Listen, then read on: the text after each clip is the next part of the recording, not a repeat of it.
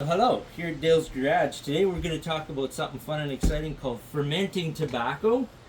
I bought a bunch of tobacco from Leaf Only out of the States, and when it comes just like this, all dry and hung in these hands of tobacco, and it's not really usable because it comes to you cured only, and you can't smoke it when it's just cured. It requires other things. So to make a decent cigar, it has to be fermented. So what we're going to do is we've taken the tobacco and I've moistened it.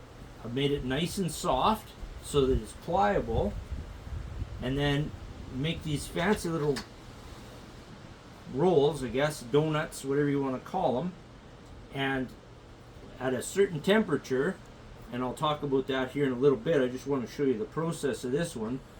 So I've made these leaves all nice and wet and pliable, and then I've rolled them up tight, and then I've got them in my refrigerator. Well, it's a refrigerator, but it's turned into a fermentation thing at about 106 degrees. And each leaf now is nicely soaked, and they're not wet, but they are moist.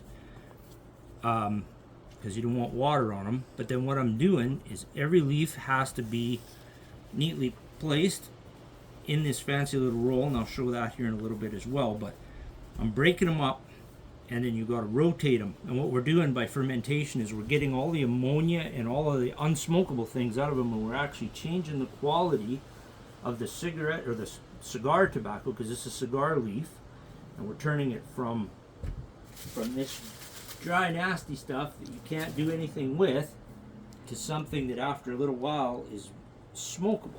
Okay, so when the tobacco comes to you, it's dry and crunchy and whatever, and is unprocessed and raw. So what we're doing is we're fermenting the tobacco, and in a tobacco factory, a process can take several years. They take all of these leaves in a hand, and then they move them back and forth inside a pile called a pilon, and they get the temperature up to about 130 degrees Fahrenheit, which I don't know offhand what that is in Celsius, but it's pretty warm.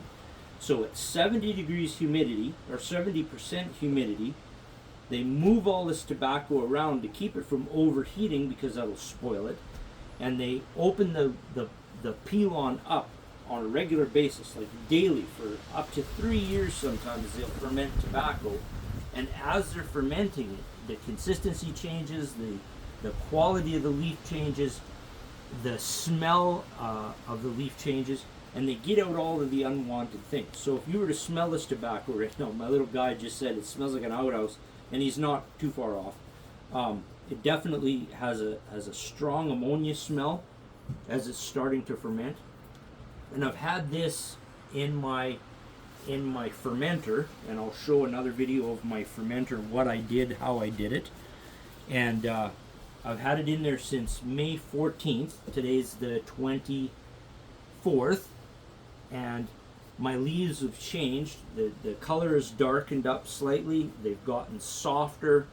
The smell has changed from just being dry tobacco, smells like a cigarette, to smelling like something. It's sweeter. The leaves, like I said, they're softer, and I'm going to keep fermenting them for, I don't know, quite a while actually. Probably 4 weeks I'll ferment them in this process that I'm doing.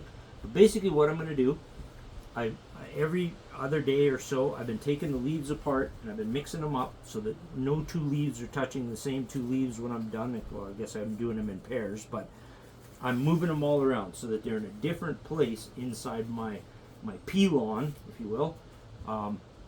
But my pilon, instead of being a big table with up to 5,000 or 6,000 pounds of tobacco on it, this is a half a pound right here. It weighs a little more than that because I've moistened it and dampened it. But when it comes to you, it comes in a bag flat.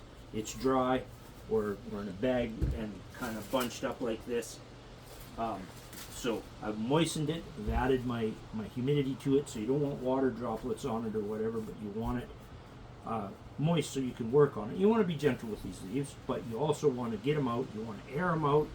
You want to get the ammonia out of them as it's building in here. and it's going to change everything about this tobacco and make it sweet, make it smell like a cigar, make it taste like a cigar,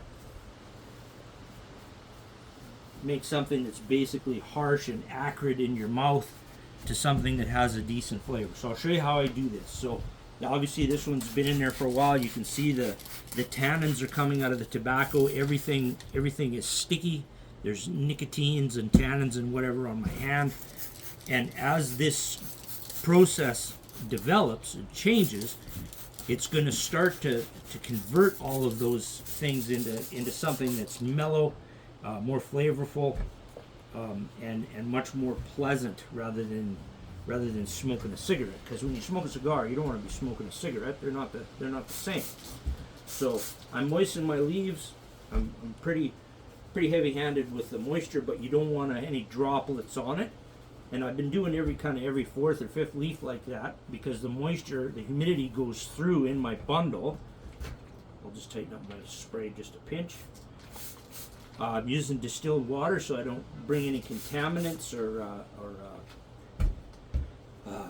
chlorine into this, because you don't want to stop the fermentation process. You want to keep it all going, but you don't want mold or bacteria to grow either. And because I'm doing it for 3 days at a time without touching it, I want to make sure that it's going to stay good without going moldy. And so far I've had good success. Again, I've had this going since May 14th. Today's the 24th. We're going to keep stacking these up nice and snug, but being gentle with the leaves, putting our moisture on them, but making sure there's no liquid water, no droplets. Kind of stretch them out. And as you seen earlier, I moved them around in the pile so that they don't the no two leaves are touching, so it kind of spreads out the fermentation process. Basically in a peel-on in a cigar factory, they're composting the leaves, but in a controlled fashion. That's basically the process that you get. So you're trying to turn them into dirt without actually turning them into dirt, if you will. It's a fairly lengthy, time-consuming process, but the results are more than worth it. So these ones are nice and damp. I'm not going to mess with them. I'm going to put those in the center of the pile. And here's what a leaf looks like that's well on its way to fermentation. You can see it's got nice consistency throughout. Now what we're going to do, I'm making sure my towel is nice and damp, and I learned this from a guy in Brazil who's got a video out, and I don't know how to post a link just yet, but I'll figure that out. So you moisten your towel so it stays good and damp. And then what I'm going to take my roll. I'm going to get a good close-up of what we're doing here. So as you roll this, it's going to get tighter. So I'm actually going to pull this over so that it stays nice and snug. And I'm going to put my towel over top of it and make this fancy little football, and I'm going to bunch this up nice and snug in here, and I'm going to squish it, and I'm going to squeeze it, and I'm going to roll it nice and tight. Keep the humidity in, keep the air out, because you don't want air in there. I'm going to fold the edges of my towel over, and then I'm going to roll this up nice and tight, just like that. It doesn't want to be wet, but it wants to be damp. You can see here that my tabletop is damp, but it's not wet.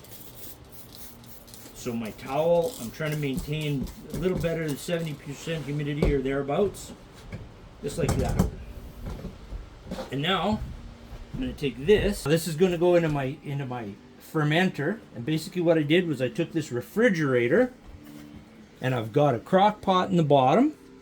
I've got a little fan in there. My crock pot's got water in it. It's just a simple crock pot with off, on, and 2 heat settings. My bundle goes in there like so. The crock pot's full of water for my humidity. I've got my tobacco in here. I've got 4 different kinds, and I've got them by color so I know what they are later, which kind of makes sense. And then around the corner over here, I've got a temperature controller. And my temperature controller maintains 106 degrees roughly. And that's it. That's how I'm fermenting this tobacco.